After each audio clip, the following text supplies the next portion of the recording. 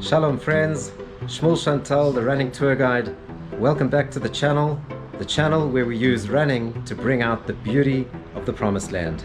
It's a new Jewish year and I've got some good news.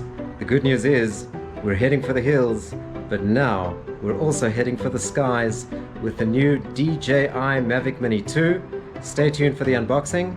Please remember, subscribe to the channel and you'll be sure to be updated with fresh, fun and meaningful experiences right here from the Promised Land. Let's go. Okay folks, let's do a quick unboxing before we take it to the field. Exciting. The DJI Mini 2. Oh, it's got a nice little case. Let's check it out. See what's inside. Alrighty then. Here it is. The quad itself, 249 grams, fits into the palm of my hand with 4K video. Next to that, let's see what this is. Over you go.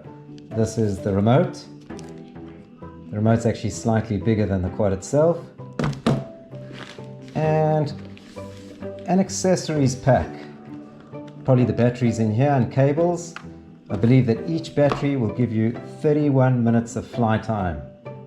So let's go and do it. See you in the field.